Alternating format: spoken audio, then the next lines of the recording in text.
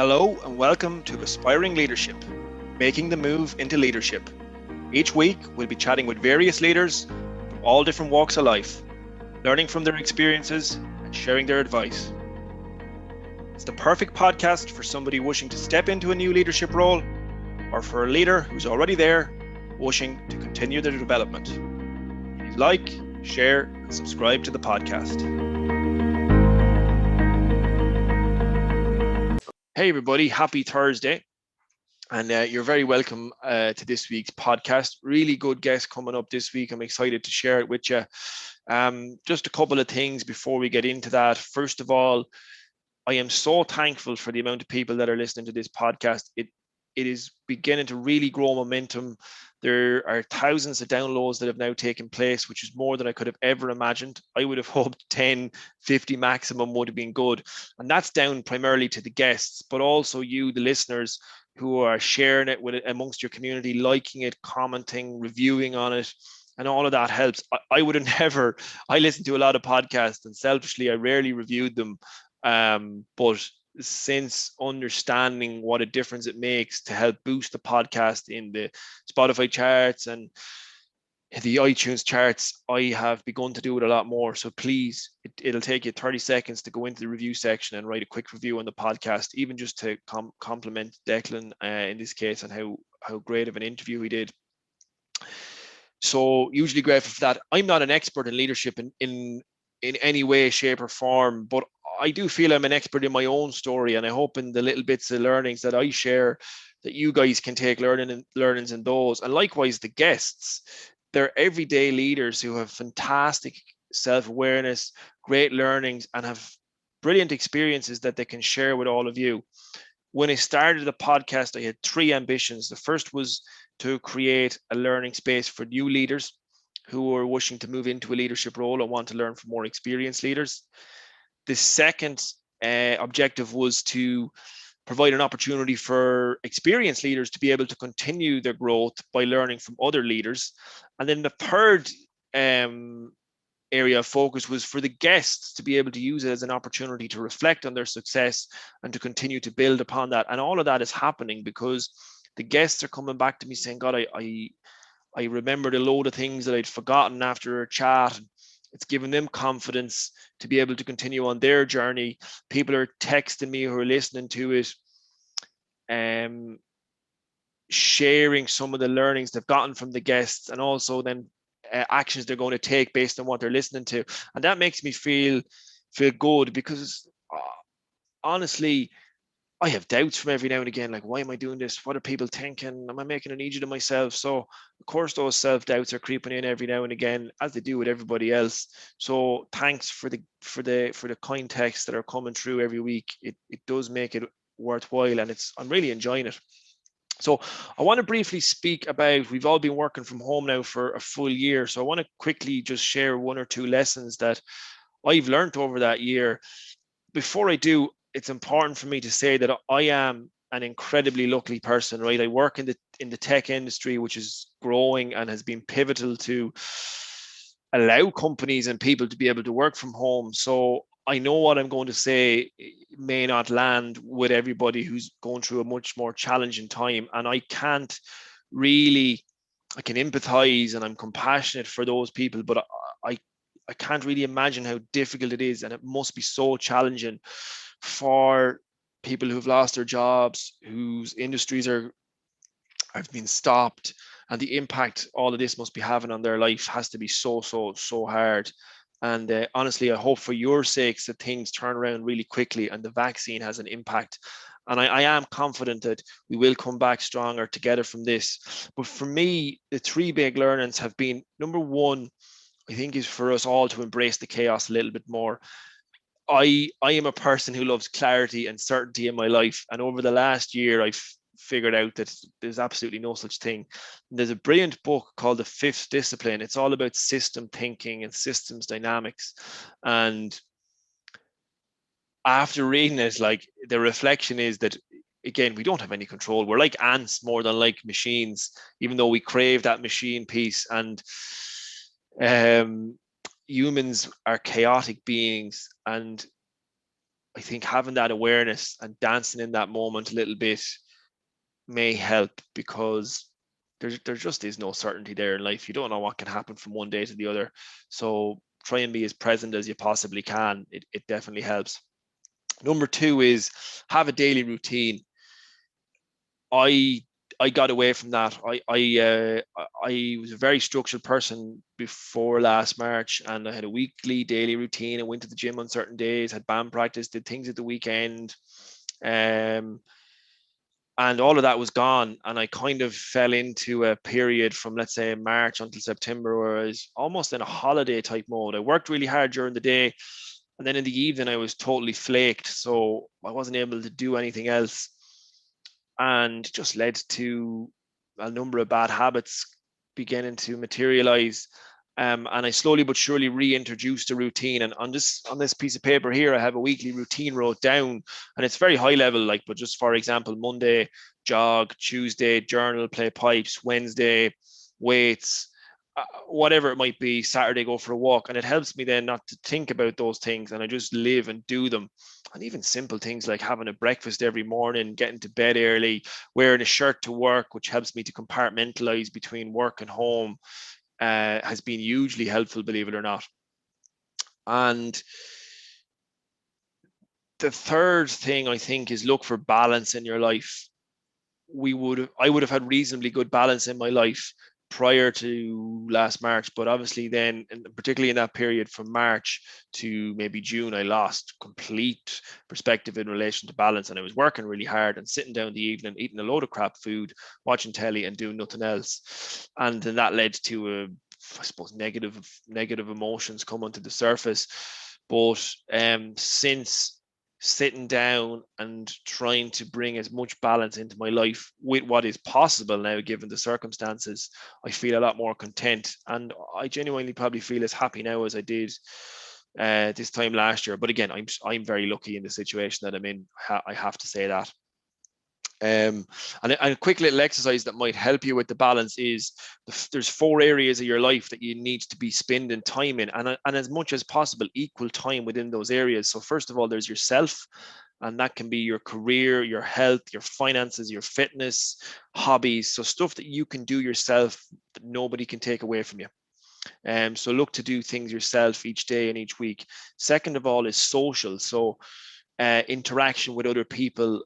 And again, I would challenge you to think differently about that. Okay, you can't meet up with other people, but you can definitely have deep, meaningful conversations over phone, over Zoom. Perhaps there's people who you haven't connected with in a long time, and because of geographical reasons, you would have always used that as an excuse. But now you have the ability with COVID and the realization that video calling, for argument's sake, is a real thing, to have conversations with those people or reconnect with them easily and quickly without having to leave your house. So I would encourage you to look at that. The other element then is skills. So are you developing new skills, or perhaps do with skills you had in the past that you no longer do because of time? And again, now maybe you have a little bit more time, so you could pick those skills up again. So keep developing skills, reading books, so much stuff on YouTube that you can even listen to and learn, podcasts, whatever it might be. And then the final piece is service. So giving something back that's of meaning. And look, I get a lot of that from my work and developing and working with people. So again, I'm lucky, but perhaps there's something you could do with a charity, volunteer with a non-for-profit, um, do something in your local community, maybe get involved in tidy towns, whatever it might be. But there's always things you can do. You just have to be creative. And possibly one of the reasons you're finding things so hard now is because you didn't have balance in your life previously, but you were getting a certain sense of contentment from one major thing. So maybe you were a real social person. That was 80% of your life. But you were probably living a little bit on adrenaline there. And in some ways, you could have been addicted to that, and you're a busy person, because that can be addictive, and that's what we crave more than anything. And now that platform you had is gone. So it's important to have many different platforms in your life that give you a sense of contentment and a sense of balance, because contentment, motivation, those feelings are internal, they're intrinsic, they're generated by you. They're not generated by going on that holiday that you can't go on, or that thing that you can't do. It's intrinsic contentment that you can generate. You do have that choice. And that leads me to my question. My coaching question this week is, what excuses are you letting yourself get away with at the moment? I know myself, again, going back to March in particular, I would have allowed myself get away with a lot of things. I mean, like, it's just because of COVID, and look, sure, I don't know when I'm going back to work, and so on and so forth. But they were excuses that I was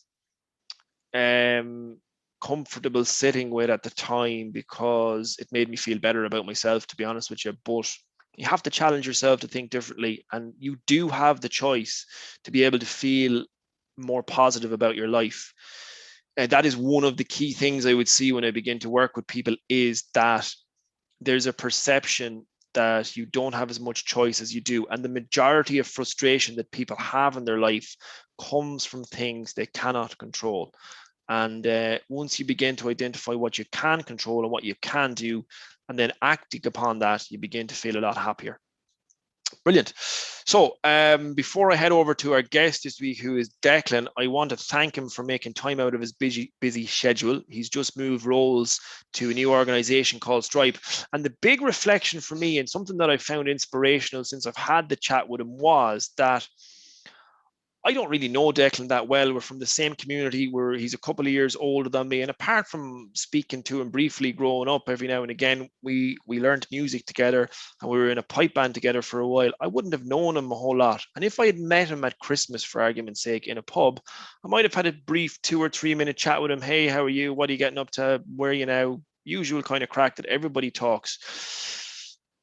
But I wouldn't have gotten anything from that. I would have tricked my mind into thinking, and we all do this, we trick our mind into thinking that we're having deep connections with people and having good chats and nights out, but we're not. And ultimately, we go back to that same place the next day, maybe of lacking fulfillment and lacking contentment.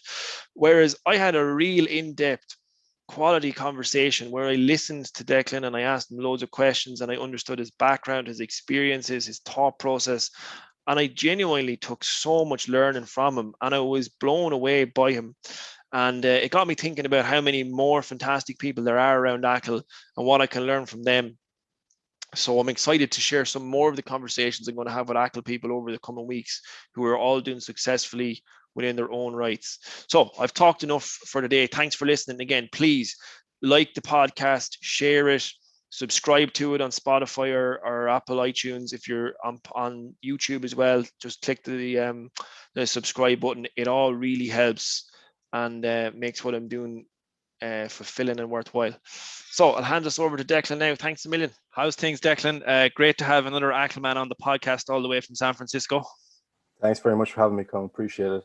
You're welcome. One of the best summers of my life was in San Fran in 2008, as I was saying to you there beforehand. Great city. I'll tell you what, we'll get straight into it, Declan. So I'm fascinated to hear how a young man from Dewa has gone from Dewa and has spent the last number of years working for one of the largest companies in the world in San Fran. Tell us a little bit about that journey. Yeah, it's kind of mad when you think about it. So Dewa's got 300 people in it. And then to go from Achill, 2,800 people, to even just going to Dublin. So I started out by, finishing off secondary school, and after my leaving cert went to Dublin, started studying at DCU, Dublin City University. And I spent about 5.5 years at DCU. So I did my bachelor's there and I did my master's.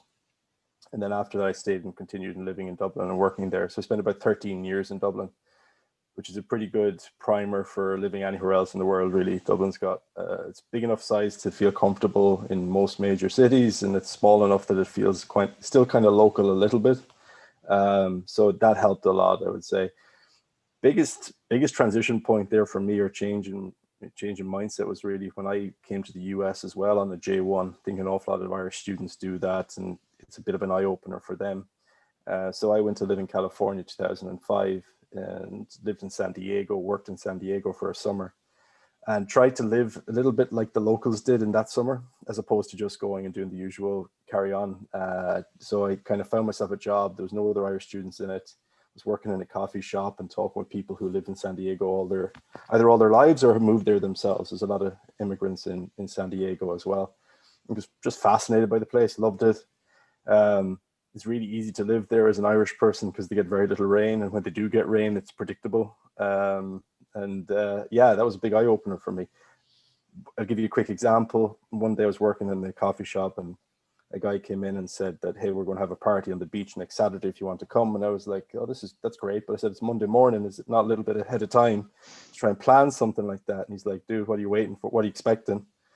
And I said, well, the weather mightn't be great for first. And he's like, it's June in San Diego. What are you expecting? So yeah, once that moment happened, I had a bit of my brain switched over, and I was like, yeah, maybe this is a good place to live.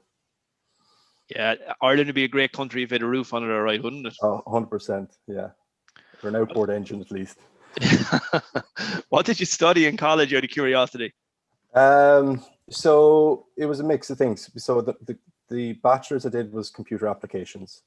So very focused on software engineering and that type of work, but then the practical application of computer science. So very good course in terms of what I wanted to do. And it gave you a 6-month work experience in the middle of it on year 3. So that was useful as well. So you weren't coming out after your degree having no experience or no idea what industry was like. So that was great. Then straight after that, I did a master's in business management. So one of the things I'd learned on the internship in Symantec was that there was a lot of people from different backgrounds in tech. So my view going into work experience was that tech is a singular focused thing of having thousands of people who come out with computer science degrees or these types of degrees, and it's all the same types of people working in the same industry.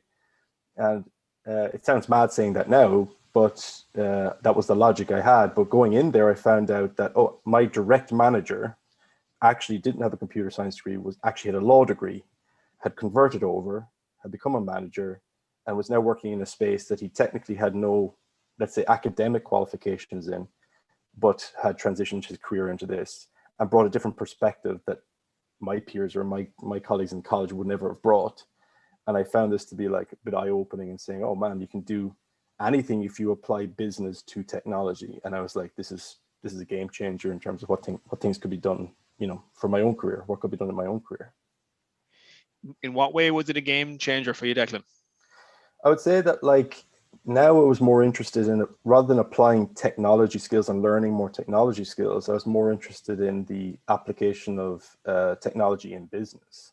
So now technology is changing how people do work and how people are interfacing, with their jobs. So when I looked at that person's career path and some of the other people who were in Symantec and their career paths, they were all very interested in getting into technology, and they were bringing their perspectives. I was coming from a technical foundation and bringing my own perspectives, but learning how to do business essentially for the first time. So I wasn't coming from a business background at all. There was very few people in my family who actually had their own businesses. So I didn't have that sense of commerce and understanding how business works coming in. So I was able to learn from them, and they're able to learn from me, bringing some technical nous to the conversations as well. So that's kind of like where I'm saying that it was a game changer for my understanding of how the world works, or how commerce works, or how industry works. It really takes a lot of different perspectives to make it to optimize, That somewhat links into another topic I'd love to chat with you. One of the big challenges I see, we'll say, for example, in the tech space with salespeople, is you forget sometimes when you're speaking with a customer that they're not in the tech industry, and a lot of jargon comes out. One of the things you pride yourself on is the ability to be able to bridge that gap between technical people and non-technical people. What are some things that you would advise people to look at there? Yeah, it's difficult because there's always going to be a knowledge gap in lots of conversations, and actually the skill is to identify it. So it's that old adage, when you're in a meeting, everyone hears what's been said, but everyone leaves the room with different interpretations of what they heard. You really want to make sure that people who are, let's say, coming into a conversation feel comfortable about what they know and what they don't know. So if you're in any conversation, whether it's a meeting or whether it's just a phone call or a Zoom call nowadays, as long as you understand the person's perspective, where they're coming from, and your willingness to put yourself into their shoes, it can make it an awful lot easier to bridge any gaps or uncover gaps. If you have a conversation between people and essentially it's two people trying to tell each other what they know or how good they are, you'll never find out the gaps, and you'll never find out where the problems are. So I would say if people approach conversations with a little bit of compassion, a little bit of empathy for another person, and also taking the time to say hey, I'll understand what this other person I'm talking to is about and what's their skill set or what do they bring, what are their gaps. It just helps navigate that journey a lot faster, and it smooths out any potential problems in the future. But really, it takes time, and it takes the way to do it is to invest time in the beginning, invest in the relationship, and understand the other person's perspective. And if you're willing to do that, it'll stop an awful lot of problems in the future. Yeah, even before you said the words compassion and empathy, that was exactly what was coming through based on what you were saying. And from someone who knows you for a number of years, and other people I would speak to about you, it's part of your DNA to be that type of person, and you're well known for your kindness and your compassion. Tell me, simple question: what is it that you do? My boss asks it all the time. I would say it's a mix of things. So, in terms of career, what I got into in the area I work in most often is CRM, or customer relationship management. CRMs kind of came about in the last 30 years. It became a big deal, but specifically, I would say in the last 15 years, it became a real, like, the whole industry changed. For anyone who doesn't know CRM essentially is, if you interface with any company, you're going to either contact their support if you're already a customer. If you're not a customer, a salesperson might be talking to you through an email, or reach out to you some way. You may get emails, spam mails as well. Some people might class them as sort of advertisements from certain companies. All of those communications really belong and should be in a singular system, and that system is usually a CRM. So any part of the customer relationship, any sort of communication, all of that's usually managed within a CRM. And CRM is the industry, the space that I've been working in for the past almost 15 years. One of the other things that I would read a lot about in sales books, for argument's sake, is inadequate use of a CRM. What are some important things for organizations to keep in the front of their mind to ensure they're getting the most out of their CRM systems? Yeah. CRM isn't exactly a very glamorous industry. It's not exactly something that people talk about, and it's there's no TV shows or Netflix series on CRM, that's for sure. But really, the important thing about CRM is understanding, like, how foundational it can be to a lot of companies, right? So companies are nothing without their customers, and without good communication to their customers, it can get very challenging. So if you think about if you were doing, you're looking at your email and you're getting dozens and dozens of spam mail from the same company, from different salespeople within the same company, how frustrating that would be. And as well, if you're going to be a customer, you're probably going to be, concerned if 3 people are reaching out to you from the same company and they don't talk to each other. So having this, having a strategy, having a solid marketing approach, having solid customer support is really important. So understanding the value and the impact and how many people are going to be contacting your customer or your potential customer at the same time, depending on the size of the company, is important. So understanding that this is not about, you per se, but it's about the customer, and making sure that they're having the best experience or the ideal experience that you would want them to have. So setting up processes within your CRM to make sure that happens is important. But none of that is possible, though, without good data. So people often overlook it because it can be, again, not that glamorous. There's big talk about data science and big data and the applications of it. But big data and data science is only useful and only possible when you have good data and solid data. So making sure that people invest in putting the data into the system as a very first step, and making sure that they update that data in the system as a second step. That's really the most important lifeblood of it. That's the lifeblood of the CRM. Yeah, you get out of your data what you put into it, don't you? Right. Yeah, and you can't do much without it. And not only that, but you'll see a lot of frustrations internally with your internal users or with your customers when there's bad data floating around. I'm interested as well, Declan, to hear a little bit about you. We were speaking there before we came on. You've worked for 2 companies, but you spent a long time with LinkedIn, where you grew through various different roles. How have you evolved from role to role? Yeah. Sorry, Conal, I lost you there for a second. Yeah, I was just saying, in your time in LinkedIn, Declan, you had a number of various roles. How did you evolve from role to role? Yeah, so I started at LinkedIn in Dublin back in 2012, and at that point I was already a CRM developer by trade. I'd worked in another company for about 6 years before that, where I kind of started out as a Java developer, and then it just iterated into CRM development.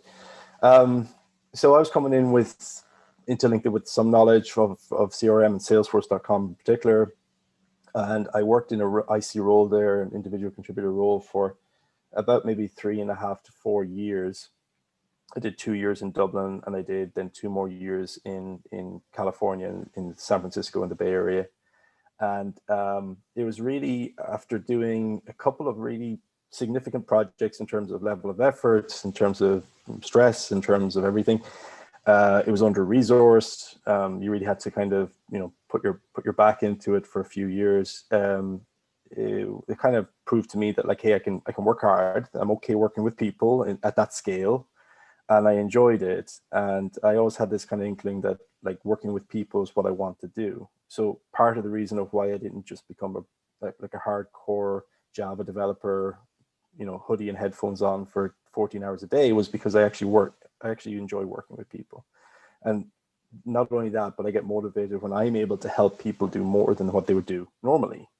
That's for me, is a real driving factor. It's it gives me a lot of satisfaction, more than any line of code that I would write myself could give me. So the reason why I got into the management side, or looked to get into the management side, was I felt like I could do more and get more out of it for myself as well, in terms of job satisfaction.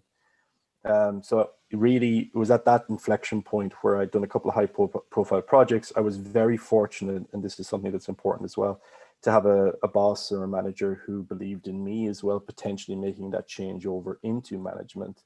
And that made it quite easy. It's a lot harder to go out and put your resumes or your CVs out there when you're an IC looking for a manager job, because essentially the answer back is, well, we need you to have some experience.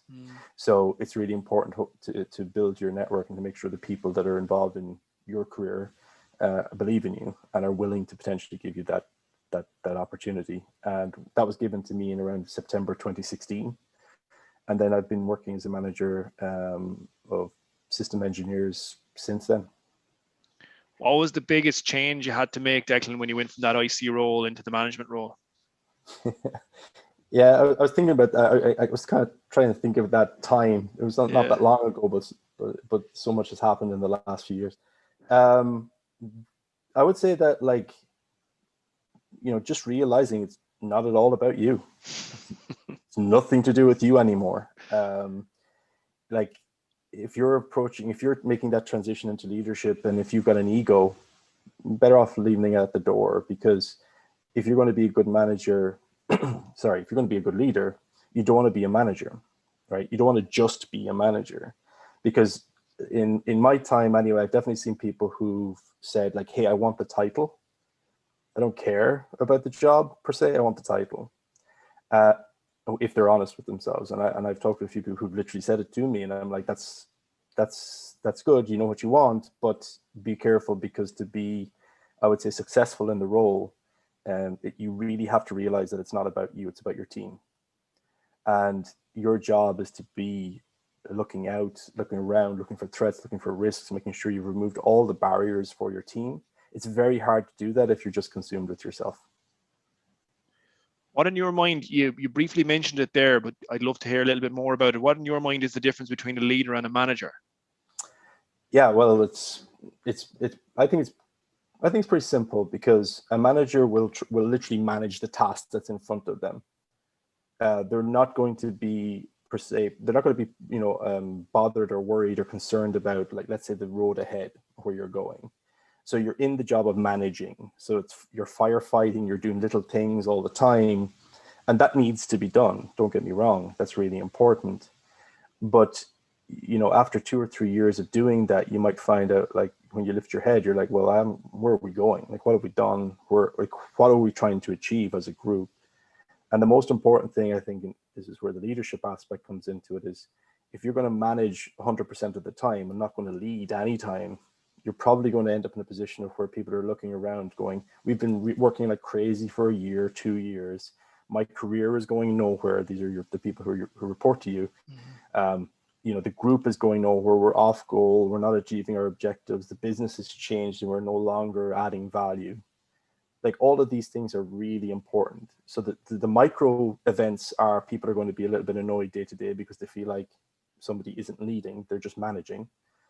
And the other side of it as well in the long term and the macro is that after 4 years, 5 years, if hard times hit, or if the industry changes, or the company gets acquired, or all these challenges that can occur happen, and you don't know your value proposition because you don't know where you're going as a group, now you're going to have your chickens come home to roost and be not ready for these challenges, be able to adapt because you never had a plan in the first place.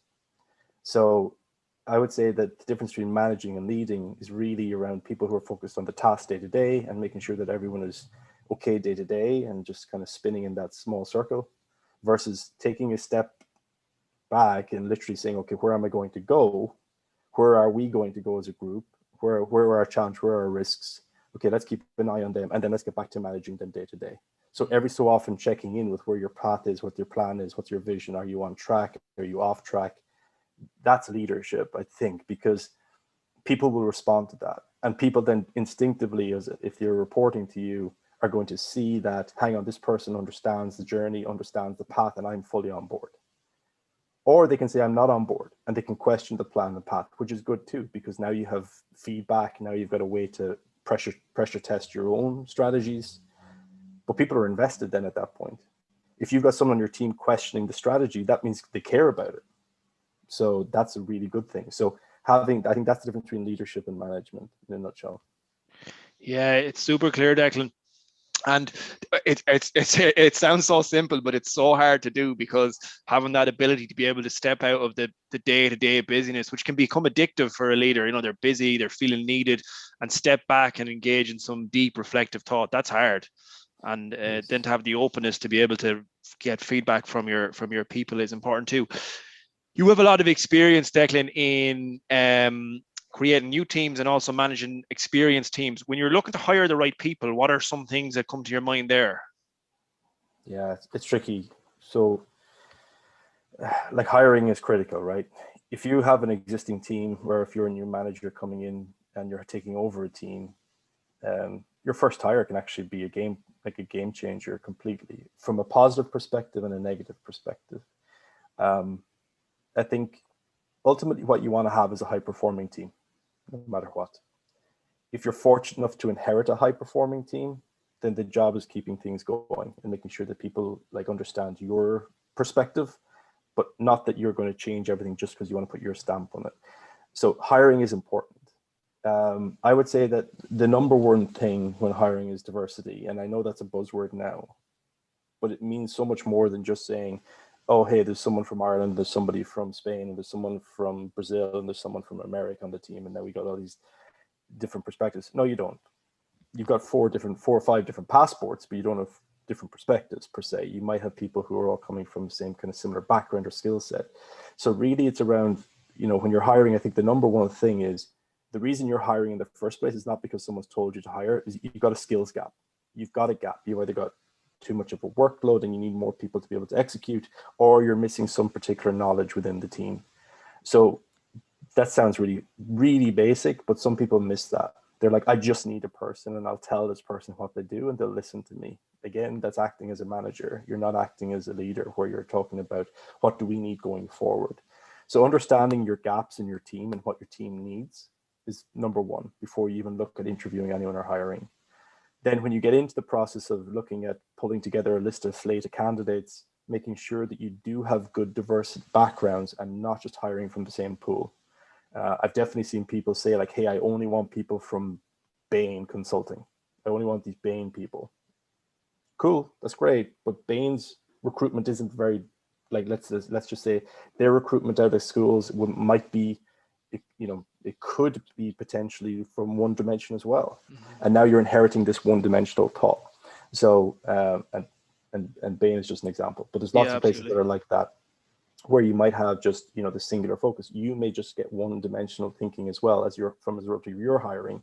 So it's important to really make sure you've got a diverse slate of candidates coming from different backgrounds, bringing in different perspectives. And in the interview process, you want to check that out and test that as well, and make sure that this person is going to add something different, a different voice to your group and bring you forward as a group. I think that's the number one thing. Is number one, be diversity. Number two, then, is just understanding is or understanding your skill gap, number one, diversity is number two. Mm-hmm. I would say the number three then is definitely culture. Don't underestimate the culture that your team has or that your team works in. The culture will either make your team perform better or will make them sub-perform. And you really want to make sure that the culture is right within your team and within your organization and it matches. And if you can do that, you can do those three things when you're hiring, I think you're probably going to be set up for success. Coming back to your LinkedIn as well, it's a really good read, the about section. But in the last line, you mentioned I'm an advocate of positive, success-focused culture. What does a positive, success-focused culture look like? It's not a singular thing, right? So you can read that statement out and say like, well, that's kind of maybe cliche or is a nothing statement or it's buzzwords, right? Mm-hmm. Or you can say, well, actually, it's a phrase or it's a series of words that can express anything it's going to adapt to any situation. And I think that if you're talking about success focused, success is different things. If you're working within, let's say, on a project that has let's call it like a terrible system with terrible data, getting that process or system to a level where it's like just bad, right? You're going from terrible to bad. That might be game changing for that entire company, that you can get it to just be a bad system, right? Because terrible means it's pulling down the whole organization. So success in that situation is like, okay, if we can focus on getting us to like 40% of quality or 40% of what we think it should be if it was perfect, that's success, right? And being able to identify that and showcase that is important. If you're not focused on that level of success and you're just focused on doing work, well, you don't have any return on investment, any metrics or any KPIs or anything to be able to say, hey, we've made a big impact here. We can we can take this further, or we should invest in this further and bring it on another 10%. That's why I'm saying about success focused. If you can set goals and make sure that you're not just jumping in with your shovel and working really hard and then measuring your success in sweat, I think you'll be set up better if you can take a second at the beginning, plan it out, and make sure your teams are success focused. Then that's going to make a big difference. And in this day and age where there's no time, we can spend 24 hours a day working if we want to. It's about making sure that we're working on the right things to make us successful, and prioritizing ruthlessly essentially is what we have to do. That's the most important thing. So your teams must be set up for success or success focus as well, so that you can be successful yourself as a leader. Super, yeah, it's very clear. It's coming back to that clarity of expectations, which is so important, because all conflict, I think, arises from a lack of clarity around expectations. You're moving into the fintech space, Declan. Tell us a little bit about that move. It's interesting. Yeah, I was thinking a decade at LinkedIn might be a little bit of an overkill, so I still better make a move. No, it was an opportunity came my way. There's an expression that we use at LinkedIn all the time. It's one of the core cultural values is relationships matter, and they really do. So my old boss actually had moved into Stripe from LinkedIn about 2.5 years ago. After us having a conversation about it and saying that it was founded by two Irish guys and she hadn't heard of it. She moved into that company. And so an opportunity came up on her team. She's a visionary leader. I think she's responsible for an awful lot within Stripe right now in terms of their internal systems. So when the position opened up on her team, I had to make that call. And Stripe is one of those companies that's, for me, I think going somewhere I don't want to overstate it, but I really think they're going to make a difference to the world. Not just saying that because the two boys are Irish, but it's definitely an interesting area. Fintech is definitely an interesting area. I think what Stripe is doing in there is really game changing. So when that happens, it doesn't happen too often in your career where you see these opportunities or moments, and it can be a bit of a sliding doors moment if you choose to do the other side, or, choose against it. But I made the move, decided to make the move, and I'll be joining next week. Come on, congrats. Best luck with the new move. Appreciate it. So last question for the day. If you could do it all again, anything you do differently? Oh gosh. Would I? No, not really. I mean, no matter what we do, for, whether it's leadership or whether it's anything in our lives, it's about moving forward, right? And what we get out of situations. You can have a bad run where you just have, bad situation after bad situation, but none of that determines what tomorrow is going to be, right? Like if you were to make it like a probability statement and you keep flipping a coin, just because it's been heads 10 times doesn't mean the next time it's going to be heads. So when you have that mindset of where it's like, hey, I'm going to try and set myself up with a goal. My path there won't be straight, and I accept that up front, that it's not going to be straight. There's going to be bumps, there's going to be challenges, there's going to be challenges, bigger challenges than I anticipated, and there's going to be successes bigger than I anticipated. As long as you have that mindset, I don't think there's any need to say like, hey, you need to tear it all apart and do it a different way. I think, did I learn things along the way? Absolutely. Would I change it? I don't think so. I'm very fortunate, Conal. I'm very happy with where I am in my life, and I wouldn't change any of that. Would I change my path to get here? I don't think so. I think the things that I've learned actually make me a little bit more unique, right? My path is unique. It's hard to find or hard to reproduce my path. So no, I'm quite happy. I think there's definitely challenges and there's definitely sacrifices that are made along the way. Like, as you know, like I'm over here in San Francisco, all my family are in Ireland. And in the pandemic, that brings it even closer to home, how far away you are and how the distance is a problem. But at the same time, if you're going to actually achieve something or do something, you really have to make sacrifices along the way. And they're the things that make it worth it in the end. So that's how I feel about it. Would I change it? Not really. Is there lessons learned? Absolutely. But that's what life's about. Yeah, fantastic answer, Declan. One thing that's popping to my mind there as you speak is, well, your growth mindset, but your learning attitude, which is coming across with all the leaders I speak with. What kind of resources, books, courses would you recommend to anyone who wants to get into the leadership space, management space, business? Yeah, I would say my recommendation wouldn't be to approach it like singularly either and say like, I want to get into leadership and management, but look at leadership and management books.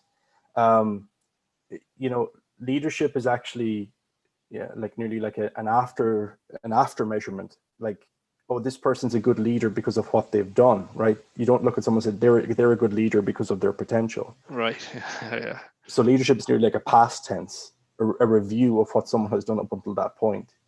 And what really determines what's a good leader is how they execute as a leader. So what you want to do is, I would say, look at resources or look at things that are going to help you execute better as a leader. So looking at things like successful teams and how they're built, there's like a huge amount of resources out there on team building. But I would say, what I would recommend though is, like, rather than looking at dry, boring text from either like, academics or people who just have their own perspective, look at leadership in a space that's really interesting to you that might not necessarily just be in the area you're working in. So one of the things that I focused on a little bit has been team building within sports. So I'm passionate about sports, I'm interested in sports, but team building is a ubiquitous and universal skill. And successful teams, and understanding the difference between a successful team and an unsuccessful team often is understanding that there's a very small gap between them. It isn't a big range. Usually an unsuccessful team just has a small number of weaknesses or things that they're not doing quite right, compared to a successful team, which is focused on making sure that all the little things are done and done correctly. And that difference can sometimes be, a lot smaller than people think, especially if you were observing from the outside in a sports game. You might be thinking, there's a huge difference between these two teams, but there really isn't. Everyone's human, everyone's mortal, and sometimes it's like the talent factor can be a thing, but often it's not. Often it's about just your execution as a leader and setting out a plan, and investing in making a plan and setting out to how to execute on that plan is important. And once you've done that, you've knocked out a lot of the risks for failure, the future risks for failure, I should say. So if you find an area that you're passionate in, even if it's not necessarily your job, if you can match the two, obviously that's best. But if you're talking about applying leadership skills or team building skills, I should say, into your role from what you've learned from other people, that's going to help you be a good leader. The other part of it as well is that if you have a somebody who brings a perspective that's interesting as opposed to what they're saying. So in other words, they're looking at a problem from a different angle. That in turn gives you better perspective on how to approach problems or to understand your current situation. So really it's about, I would say, exposing yourself to different people and their ideas and applying them to your own. So not necessarily reading a text on do these 6 things to be a manager. So if you have one of those BuzzFeed things, they actually kind of annoy me a little bit. 6 things successful people do. Yeah. Like it's that's good. You get your bullet pointed list, but you're missing the journey to get to that bullet pointed list. You're missing like, okay, what did it take to distill down that list to 6 bullet points? What were the experiences needed to understand that bullet point number 2 was worthy of being on that list? And sometimes it means like opening yourself out to the journey. So someone's journey on how they got to a point to be successful is usually more enlightening, and certainly a lot better in the long run than having to just memorize 6 bullet points. You know, like It's not 10 years authentic from now. either, like, you know. Yeah. So like that's going to definitely like help you, because if you have those moments of perspective that you get, or those moments of awakening where you're like, oh my God, that just opened my mind, you'll carry that enlightenment or whatever you want to call it through for the rest of your life. You won't have to relearn it. Whereas if you just look at a bullet pointed list of things successful people do, you're going to have to try and remember them every day and try and like for some way or somehow apply them. So you can put them up on a PowerPoint, that's fine, but you really have to execute. And when you're in execution mode, you're running on instinct. And the more perspectives you get, the better your instincts will be. Brilliant, class, Declan. Honestly, that's been an intriguing conversation. I could sit and listen to you for hours. It's when I spoke with Kenneth Deary in the first episode, and he mentioned you actually to me and put you in my mind. I was kind of it dawned on me how many fantastic people there are from Achill working in successful careers all around the world. And it's been a pleasure speaking with you. Maybe 3 main things that are popping out for me. First of all, was your ability to be able to identify the link between, well, the technical aspect of things and then the business, and how tech is an enabler for business more so than anything else, being able to make that connection. Then when you went on your journey into management, realizing how you wanted to work with people and your clear understanding of what leadership is about, and then being able to identify the difference between management and leadership, but also link the two of them together. And then what came really true in the last piece was your growth mindset. When I asked that question about how you do things differently, and the language that you, like, words make worlds, and the language that you utilize to describe your journey is fantastic. And it's been an inspirational chat. Thanks. Oh, thanks, Colin, for having me. Pleasure. You're welcome, man. Cheers. Absolutely brilliant stuff from Declan there. And as I said prior to the chat and during the chat, I'm blown away by his growth mindset, how he was able to adapt over the years from role to role. And also, one of the great things about working in a big organization like LinkedIn is the ability to be able to move into different roles while staying in that same culture.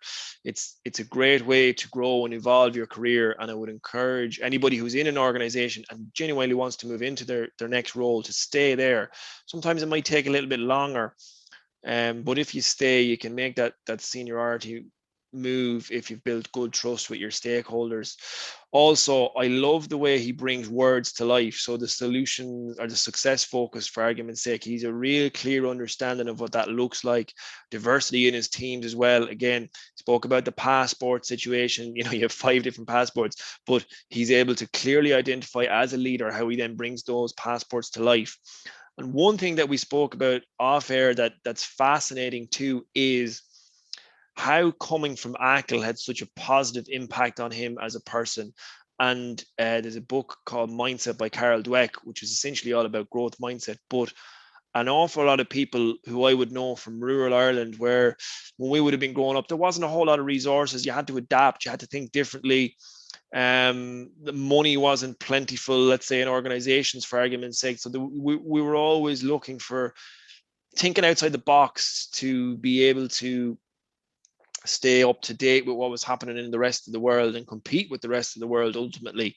And that has definitely left a long lasting mark on Declan. And I know myself and other people I would talk to too. So fantastic that we come from a place like Achill, which is which is out there in the west coast of Ireland and is rugged and is passionate and has a lot of beauty in it, just like us as people. And it's great to see Declan over in America working in a large tech firm, bringing all of that with him.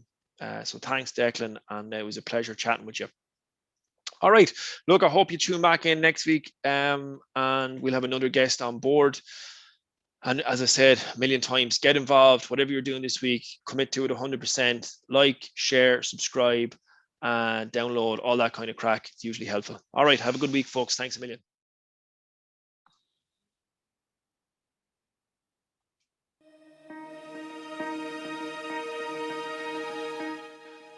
Thanks so much for listening to Aspirational Leadership, Making the Move into Leadership. In the review section, please comment what's one learning you've taken from this week's podcast and what's one action you'll take based on the learning. Tune in again next week where we'll speak with another inspirational leader who'll share their story with us. And remember, like, share, and subscribe to the podcast.